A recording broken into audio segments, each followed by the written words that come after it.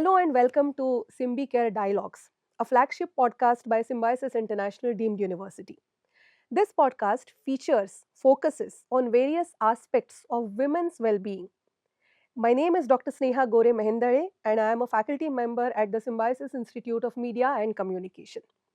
In this particular episode of the podcast, we are going to focus on digital well-being of women. Joining me today on this episode is Miss Mukta Chaitanya.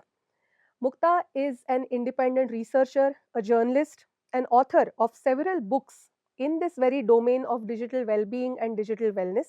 Mukta, thank you so much for agreeing to grace this podcast and have this very nuanced conversation with us. And without further ado, let's start with the most important question. What is digital well-being? Digital well-being is basically coexistence with the technology. We are not fighting with the technology, but we need to understand that technology has some sort of impact, that is social, emotional, psychological, mental, relationship oriented. So to reduce these kind of impacts, we need to coexist with the technology to balance what we are watching, how we are using our mobile phones, or even different kind of apps, why we are using it, when we are using it, how we are using it. All these questions are very important when it comes to digital well-being and literacy. So, what exactly is the difference between digital literacy and well being? Because a lot of times we see that these are very interrelated Yes. concepts, but a lot of people use them interchangeably. So, what exactly is digital literacy? Who does it concern? And what is digital well being? Digital literacy is basically using technology. Like for example, I if I am using WhatsApp, then I know how to create a group, how to upload a photo, a video, how to add someone in the group or delete someone from the group. But when it comes to digital well-being, why I am doing all these things, why I am using my mobile, why I am using internet, why I am downloading certain apps. It is about boundaries, digital boundaries. It is about emotional and psychological health when we are online. Whereas digital literacy is more about skills, it is Hmm, more hmm, about safety, it is hmm. more about security, and it is more about awareness about cyber crimes, about fake information, about internet addiction. So, becoming aware and using technology correctly is something digital literacy. But deciding my digital boundaries, how I'm going to use my mobile, and about the balance, screen time balance, that is something is digital well-being. We see a lot of times, I mean, both of us, not just as media researchers, but also as women ourselves, we see this a lot of times that there is a lot of stress which is Yes. induced by the digital activities. So in your experience, Mukta, what kind of different stresses uh, do you think women experience in their daily life? First of all, is there something called digital stress? And second, if yes, then what different sorts of digital stresses are there? So yes, there is digital stress. We call it digital fatigue because when it comes to women, I feel we are there is an invisible overload and abuse. For example, the way we perceive ourselves, the body images of women thinking about all the time. Then relationships. So I need to put, my anniversary ka photo. Otherwise, there is no validation. That kind of things are creating invisible stress. So we call it digital stress or digital fatigue. So the problem is there is a constant mental notification going on when it comes to women. Your work related notifications, your children's school related notifications. Not only that, women are expected to respond immediately when it comes to their family groups on WhatsApp. So we never address these things as a problem, but they are problem and they are creating a lot of stress which is related to your digital presence. When it comes to children, women are always stressed out that whether I'm doing it correctly or not, whether it is enough or not. So unknowingly, all these things are creating a lot of stress, a lot of anxiety, a lot of pressure, which is not addressed at all. So yes, the answer is yes, we all are facing digital fatigue. Apart from fatigue, there is another important kind of digital stress which a lot of women see, I think, right from the beginning of internet, especially from the beginning of social media, I would say, and that is online harassment or trolling. Of course, most of the people today do face trolling or some sort of online harassment. What exactly happens when online harassment happens or trolling happens to a woman, and what are the ways in which women can deal with it? We normalized online trolling and harassment. That is the biggest problem that we are facing. We say no, internet पे तो ये सब चलता है, kind of thing, no? So I feel first of all we need to address that we should not normalize Hmm. this harassment, trolling, or stalking for that matter. Secondly, I feel when it comes to boundaries, boundaries are collapsing. Why I'm saying boundaries are collapsing is because the structure of internet or the structure of a social media platform or a design of social media platform compelled you to always looking for more views, more likes, more comments, and more attention. So in the pursuit of that attention, many times we forget that there are features like block. There are simple methods by which you can absolutely secure yourself, safeguard yourself, and keep those trolls away from your wall. Hmm. As I said, we just post, we just like, we just share. We never go beyond those things and actually explore what kind of features, safety measures are available on your phone or different kind of digital platforms. So if we start to explore all these things now, the first thing what is happen is you start to understand where I can save myself, how Hmm. I can secure my profile, my dignity, and obviously keep the trolls away. The impact is on different level. One is emotional impact, which is very serious Yeah. because it is very damaging. Hmm. Many women absolutely stop using digital platforms once they face these kind of harassments or online trolling. One thing is emotional impact. The second thing I feel is because women are targeted, women think that I should not be there. Hmm. It is not that important. Hmm. It is not that great, or it is not worth it. Hmm. Again, we are falling for these kind of rules and regulations and expectations of society. Hmm. We are designing wrong paths Yeah. and wrong assumptions Hmm. for the girls who are coming on platform like social media platforms Yes. or gaming platforms. Yes. So जो बच्चियां आ रही है उनके लिए ये these patterns are not very good. So we need to stand up. We need to say कि this is not I'm not going to tolerate this. If somebody is harassing me, I'm going to say it out and loud, so that the next girl who is coming online, she may feel much more safer than I am. So, in all of our observations, we see that women juggle multiple roles. We are professionals, we are caregivers, we are mothers, we are spouses to somebody, we are somebody's daughters, somebody's daughter in laws. In domestic managers, most women still have the responsibility of managing their domestic schedule. So, in all of these roles, how do you see the whole digital life? And you spoke about it in the first question. I want you to elaborate a bit more on that. How does the digital life or the pressure of living digital life intensify these roles? Actually, when it comes to digital life, I feel we are stuck in a dopamine loop. So we always want gratification, instant gratification. We are looking for validation. Validation. You're doing this best, you're doing this great. So you're always looking for instant gratification and validation.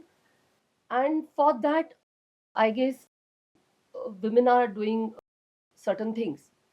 There is also a peer pressure when it comes to posting anniversary photos, or nowadays there is a peer pressure of posting your kids 10th and 12th mark sheets, Yeah. or if you're doing something out of box as a parent, then you need to post it immediately to just showcase that, yes, I'm better parent, or I'm a wiser parent, or I'm doing parenting in a good manner, or in a better ways. So when I post a single photo and I get good likes, good comments, wows and loves, then obviously I feel I should post more, so that I'll get more likes and more vows and more loves, and there you say intensifies the whole thing. So I feel if you need to post, if you want to post, then only you should post. Just because मुझे ये prove करना Hmm. है Hmm. to someone, Hmm.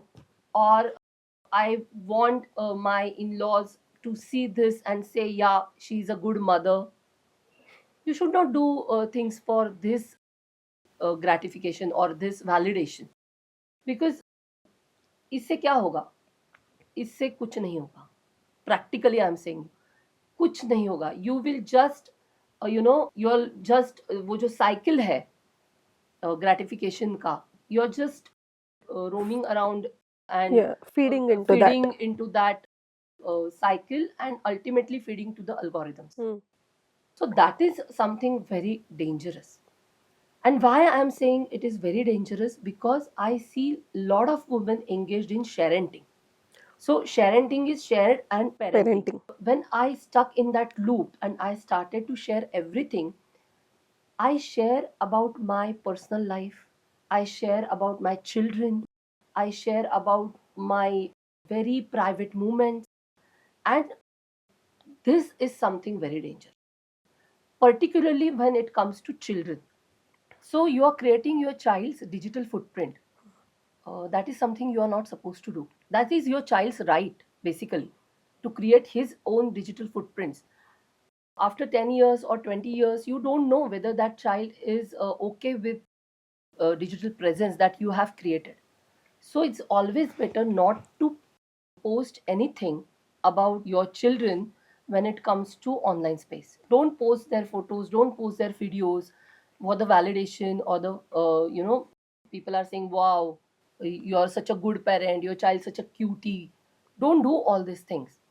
Another biggest threat is, many times these photographs are downloaded by cyber criminals to sell on pedophilia sites which are available on dark web, and that is very concerning. There are multiple cases even in India where cyber police found almost 700 or 1000 or more than 1000 photographs of children जो इन sites पे बेचे जाने वाले थे.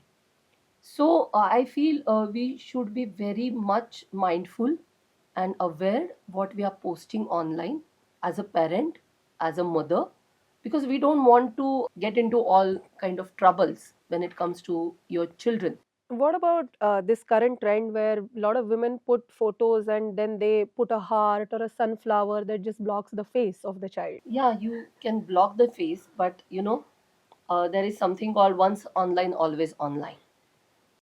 You cannot erase a single thing from online space.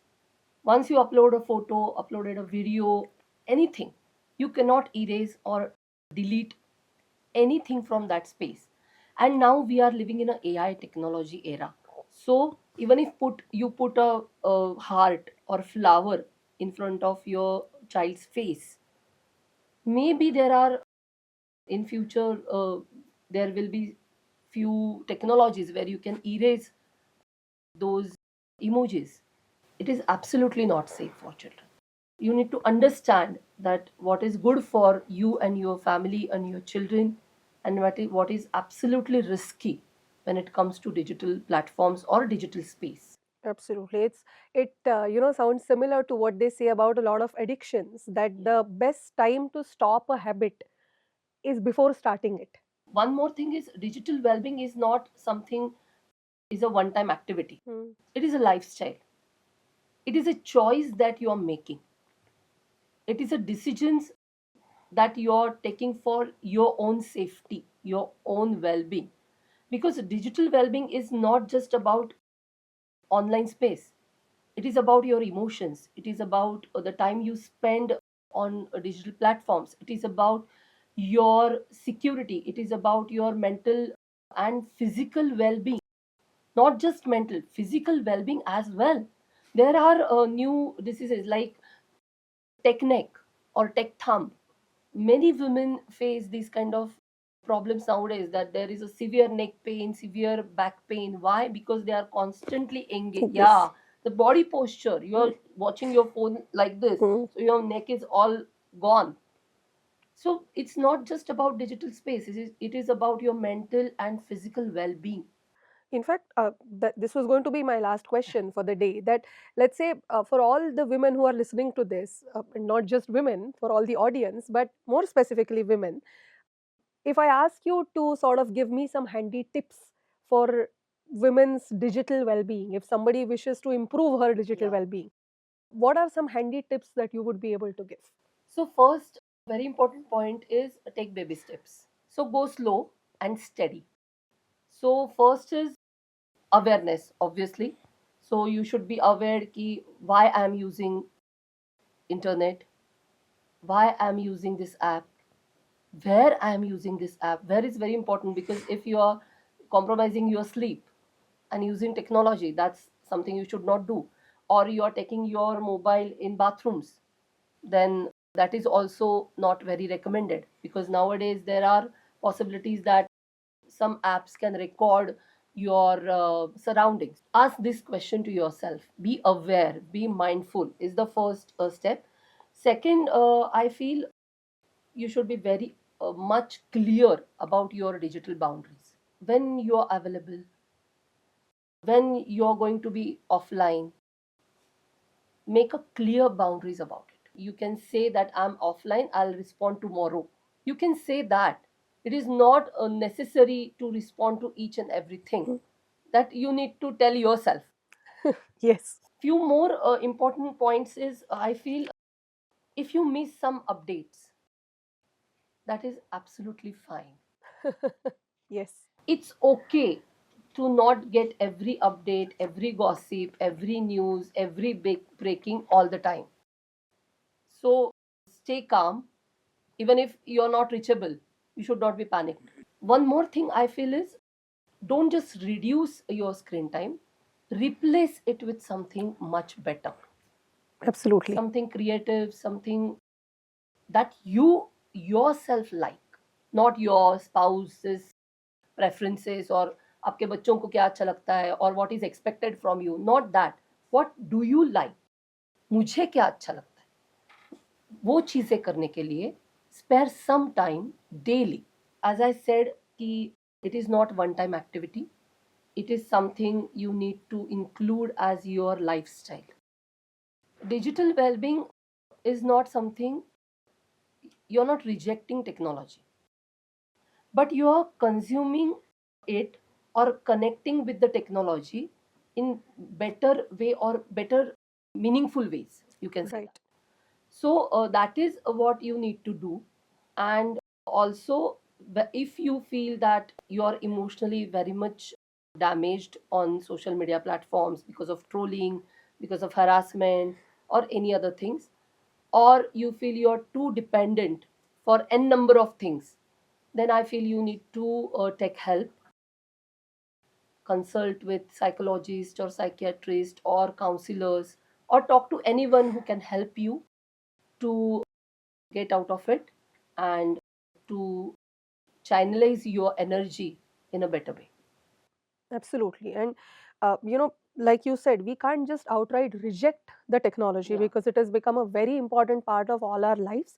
What is most important is to acknowledge that it is there and find ways to meaningfully engage with the Yourself. technology and yourself for your betterment, for your Exactly. well being. Well, what a wonderful conversation, Mukta. Thank you really for, gracing this podcast and discussing a very important contemporary topic in such nuanced ways. I am sure this has helped all our audiences improve their digital well being. So, thank you very much for being a part of this. We'll stop here for today and keep listening to various other episodes of SymbiCare Dialogues for different aspects of women's well being. Thank you. Thank you.